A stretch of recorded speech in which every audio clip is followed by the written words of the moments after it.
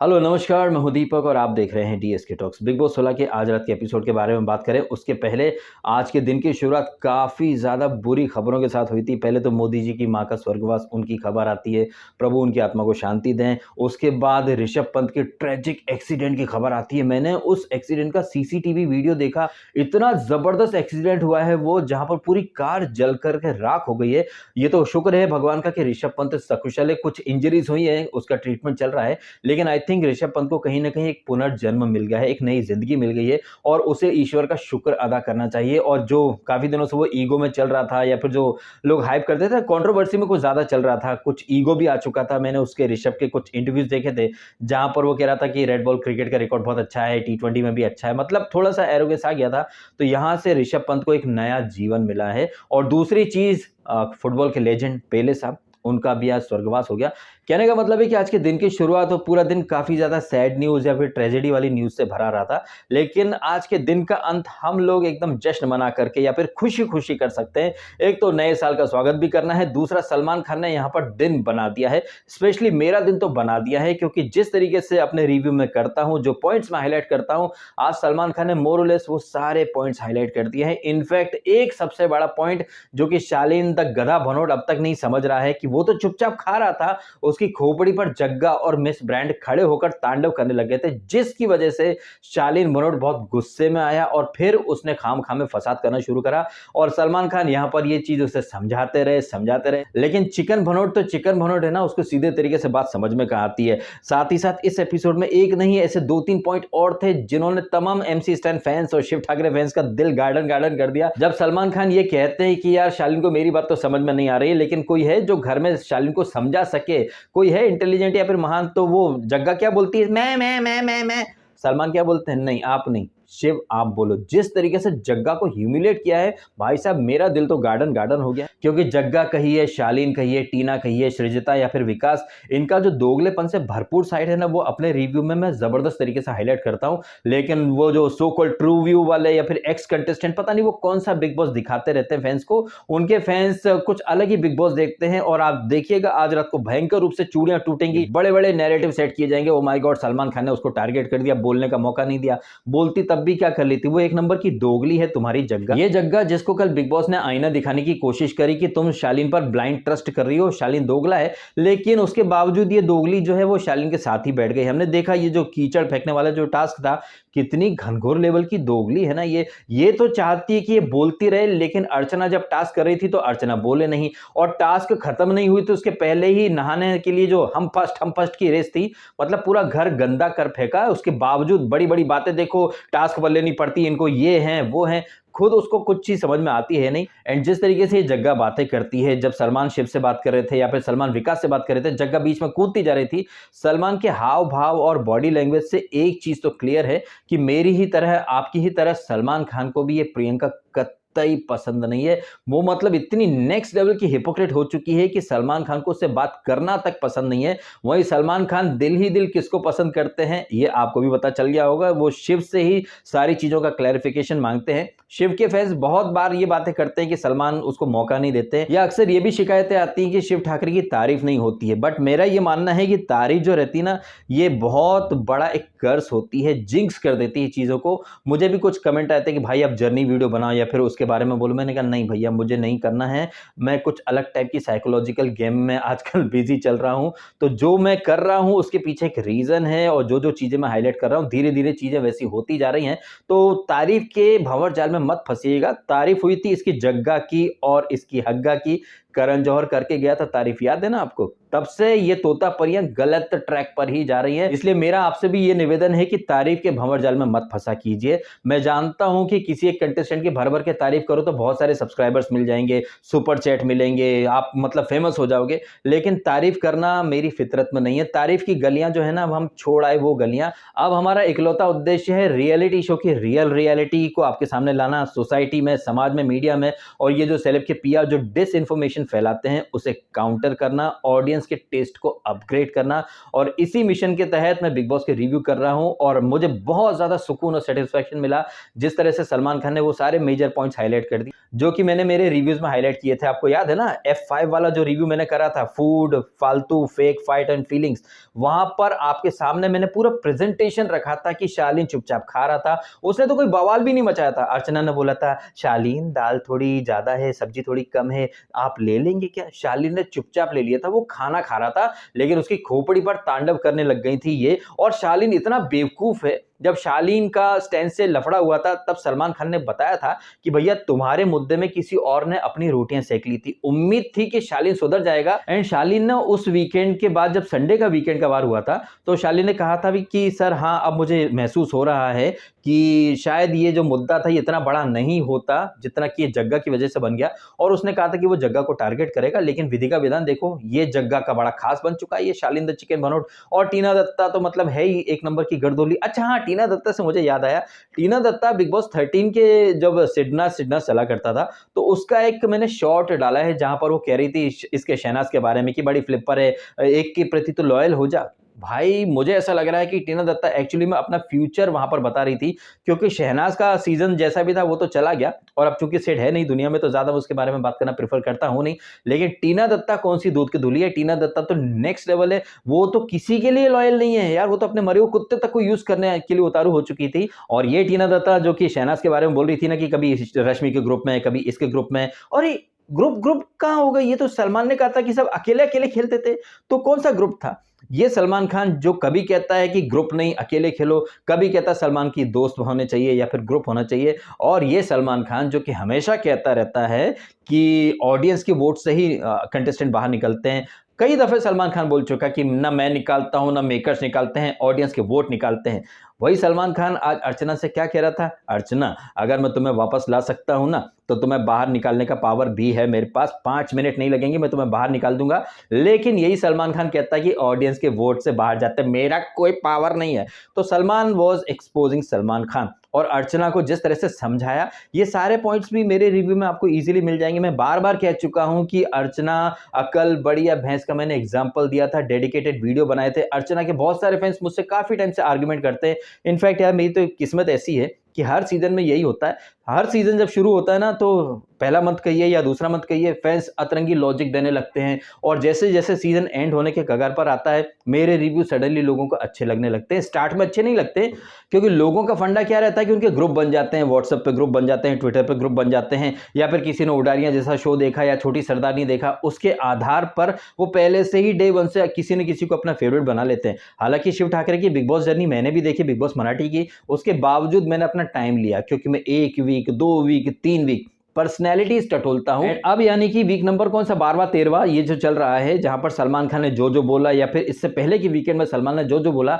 आप week number 3 के बाद से मेरे रिव्यू देखिए, आपको वो सारे पॉइंट मिल जाएंगे जो कि सलमान खान वीकेंड पर हाईलाइट करते आ रहे हैं। अर्चना के फैंस कहिए, जग्गा के फैंस कहिए, शालीन के फैंस कहिए, टीना के फैंस कहिए, आए दिन आर्ग्यूमेंट करते रहते थे जबकि ये डे बाय डे गलत जा रहे थे। इनको गलत को गलत बोलना मेरी फितरत है, लेकिन नहीं, तारीफ करो तारीफ करो, तारीफ करोगे तो सुपर चैट मिल जाएगा। भाई अपन को वो सब नहीं चाहिए। जिन्हें ये सुपर चैट या मेंबरशिप के नाम से हराम की कमाई कमानी है वो हराम की कमाई कमा सकते हैं। मुझे ऊपर वाला जितना दे रहा है मैं उसमें खुश हूं और तरक्की के लिए आगे कोशिश करना जारी रखता हूं। हाँ, कुछ कमी पड़ जाती है तो मैं आप ही लोगों से आकर के बोल देता हूं कि भैया मेरे को इस चीज की कमी पड़ गई, मेरे को इस चीज की जरूरत है या फिर मेरा हालत तंग है, प्लीज मदद कर दो, तो मैं हक से आकर के बोल देता हूं। तो ये है भाई साहब मेरा फंडा और ये है मेरी फिलॉसफी, और इसी फिलॉसफी को मैं एक ओपन बुक की तरह आपके सामने रख देता हूं। खैर, यहाँ पर एपिसोड जब शुरू होता है तो हम देखते हैं कि कीचड़ वाली टास्क चलती रहती है, ज्यादातर लोग अर्चना को टारगेट करते रहते हैं। यहाँ पर साजिद का दोगलापन हमको देखने को मिला।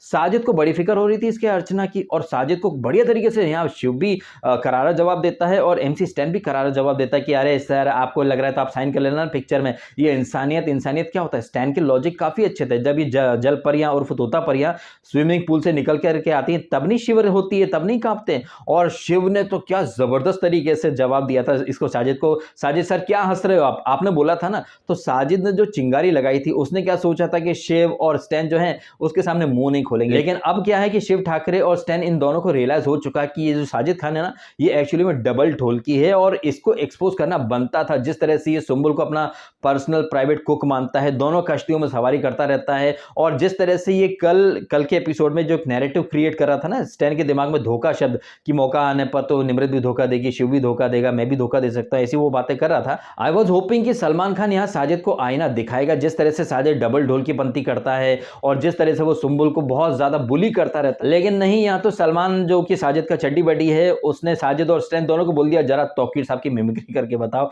और सुंबुल के कहीं ना कहीं वो मजे ले रहे थे या टांग खिंचाई करने की कोशिश कर रहे थे। एनीवे जो पॉइंट है वो पॉइंट ये है कि साजिद को आज शिव ने और एमसी स्टैन दोनों ने ही करारे जवाब दिए हैं। वहीं अर्चना जिसको ये लोग टारगेट कर रहे थे, आप एक विडंबना वाली बात देखिए कि अर्चना के ऊपर ये सब चढ़ पड़ते हैं कि फैमिली पर जाती है, बाप पर जाती है, लेकिन जिस तरीके से सुंबुल का जब टर्न आया था, सुंबुल ने कहा था कि ये टीना दत्ता मेरे पापा पर गई थी, और टीना दत्ता के अतरंगी लॉजिक उस एपिसोड में भी और यहां पर भी, मैं तुम्हारे बाप पर नहीं गई थी, मैं उंगली के बाप पर गई थी। अच्छा, उंगली अलग से पैदा होती है क्या? एंड ये जो शरीर है ये तो जब हम बच्चे के रूप में पैदा होते हैं फिर बड़े होते जाते हैं, उंगली अलग से आसमान से टपकती है नहीं।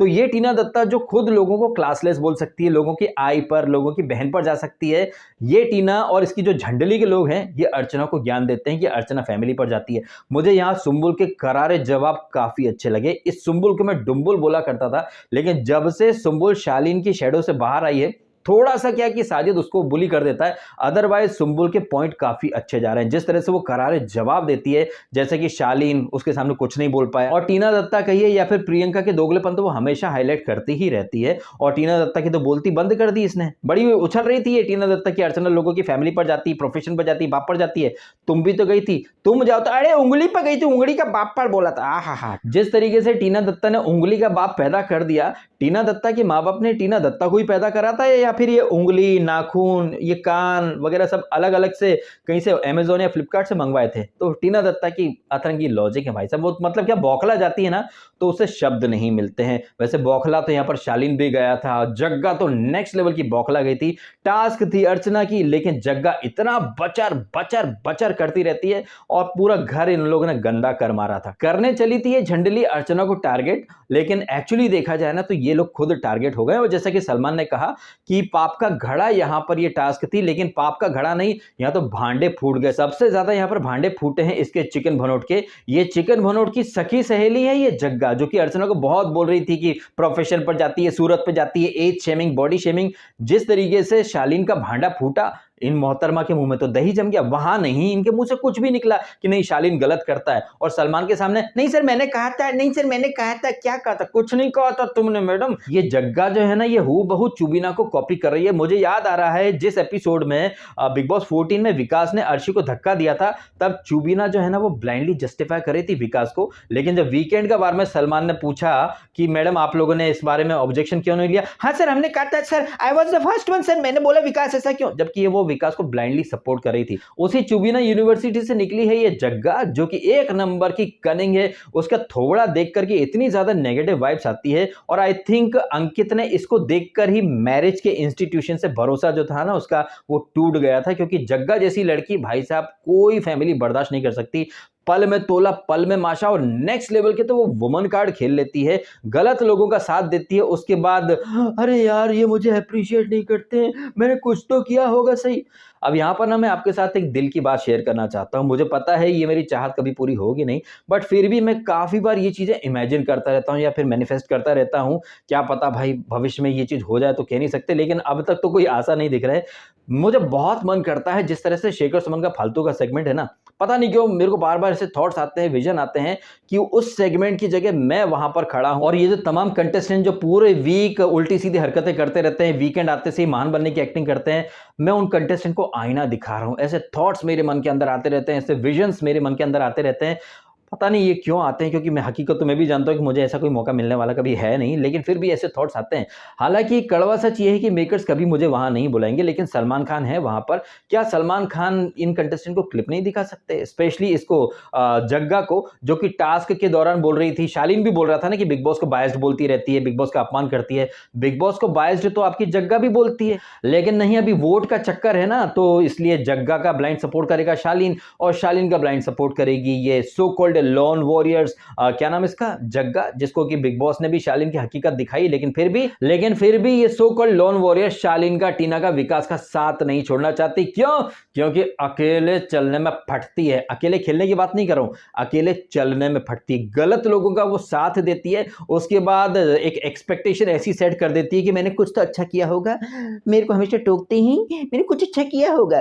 तुमने कुछ भी अच्छा नहीं किया है देवी, तुम सिर्फ डे वन से महान बनने की एक्टिंग कर रही हो। और अर्चना और ये जग्गा, इन दोनों के बारे में एक पॉइंट मैंने हमेशा हाईलाइट किया है कि इन्हें इनकी पीआर टीम ने बोल रखा है कि भाई तुम जो करो ना एकदम कॉन्फिडेंस के साथ करना, बाहर पीआर संभाल लेगा। अर्चना जो कि सलमान खान के सामने कुछ नहीं बोल पाई। अर्चना के बारे में पहले भी मैंने कई बार कहा कि ये नल्ली नेता बनना चाहती है, और सलमान खान ने बहुत सही पॉइंट रखा कि अगर तुम ऐसे यहां पर आपा खो देती हो, तो फिर जब पॉलिटिकल सिनेरियो में जाओगी वहां पर भी ऐसे ही करोगी क्या? और अर्चना के जो ब्लाइंड फैंस है वो भी अर्चना की हर एक्शन को जस्टिफाई करते हैं, और ऐसे ब्लाइंड फैंस को मैं कहता हूं चमचा। ये चमचे से कम नहीं है, क्योंकि ये लोग फेम और जो पॉपुलैरिटी होती है ना, बस उसे खा जाते हैं।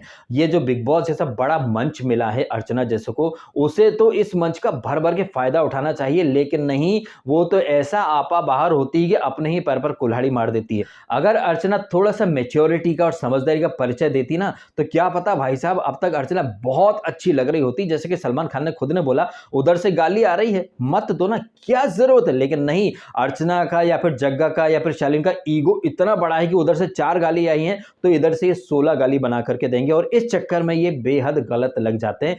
वहीं आप एमसी स्टैन को देखो, शिव को देखो और अब्दू को देखो, इन 3 लोगों को दुनिया बहुत ज्यादा पसंद कर रही है, स्पेशली अब्दू को। अब्दू का कोई फाइट वगैरह कुछ नहीं होता है, और जैसे कि सलमान खान ने जो पॉइंट हाईलाइट किया, जो कि मैंने भी हाईलाइट किया था, अब्दू को बासी सब्जी मिली थी, कोई मुद्दा नहीं बनाया, चुपचाप जो मिला खा लिया।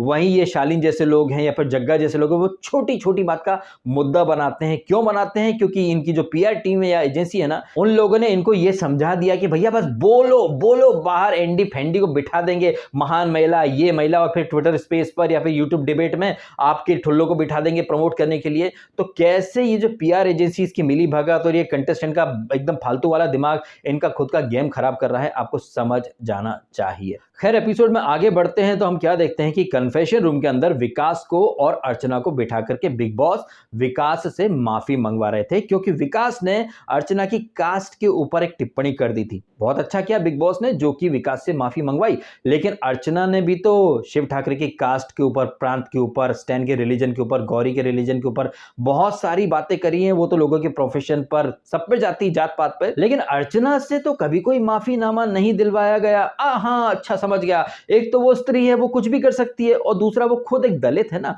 आप देखिए कि हमारे देश के अंदर जो सो कॉल्ड जनरल कैटेगरी वाले लोग, मेरे जैसे या आपके जैसे, हमारे साथ इस संविधान ने कितना भद्दा मजाक किया ना। कहने को हमारा संविधान कहता है कि देश के सारे नागरिक समान हैं, संविधान किसी में कोई भेदभाव नहीं करता है, लेकिन एक सामान्य कैटेगरी वाले इंसान को कॉलेज में एडमिशन देने के लिए पूरी फीस भरनी पड़ेगी। सरकारी नौकरी में उसके लिए कोई कोटा वगैरह कुछ नहीं है, लेकिन एससी, एसटी, ओबीसी, पिछड़ा वर्ग के जो छात्र आएंगे, अगर आपकी फीस है 10,000 तो वो सिर्फ 300 रुपए भर के पूरा साल ऐश कर लेंगे। उनके लिए नौकरी में कोटा होगा, रिजर्वेशन सिस्टम सब रहेगा। वो एससी, एसटी एक्ट किसी के ऊपर भी लगा सकते हैं, लेकिन जनरल कैटेगरी वाला कोई ऐसा केस नहीं कर सकता। उसे फीस भी पूरी भरनी है, हर जगह लाइन में लगना है, अच्छे नंबर लाने के बावजूद उसे जॉब नहीं मिलेगा, क्योंकि जॉब के ऊपर तो बाबा साहब अंबेडकर जो प्रावधान बना करके चले गए हैं ना। मतलब आप देख लीजिए, मैं यहाँ पर बाबा साहब अंबेडकर के खिलाफ नहीं बोल रहा हूँ, अदरवाइज कोई मेरे ऊपर कोई केस कर दे, लेकिन संविधान निर्माता खुद पिछड़े वर्ग के थे।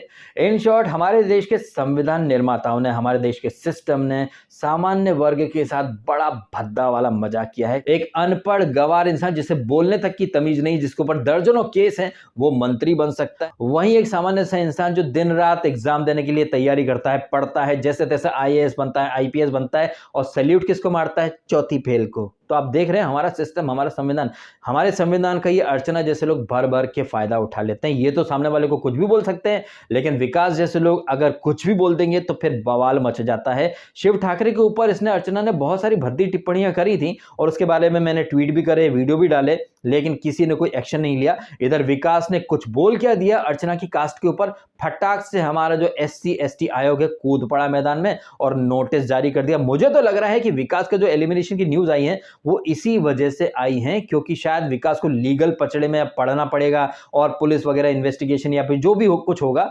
शायद बिग बॉस के मेकर्स खुद इस पचड़े से बचना चाहते हैं, इसलिए विकास को आगे कर देंगे। जा भैया तेरा मैटर है, तूने गाली दी थी, जा निकल, वैसे भी तू वाइल्ड कार्ड है। तो मुझे लग रहा है कि विकास के एलिमिनेशन के पीछे ये सबसे बड़ा रीजन हो सकता है। आप भी बताइएगा कमेंट करके, जिस तरह से अर्चना ने शिव के ऊपर, स्टैन के ऊपर बहुत सारी पर्सनल टिप्पणियां करी हैं, जात प्रांत हर जगह गई है, लेकिन अर्चना चूंकि स्त्री भी है और दलित भी है, मतलब उसके तो पांचों उंगलियां घी में और सर कढ़ाई में, वो कुछ भी बोल करके इजीली पतली गली से निकल सकती है भाई साहब, लेकिन सामान्य कैटेगरी का इंसान क्यों भी नहीं कर सकता। उसके बाद हमारा संविधान भाई साहब समान दृष्टि से देखता है, किसी में कोई भेदभाव नहीं करता।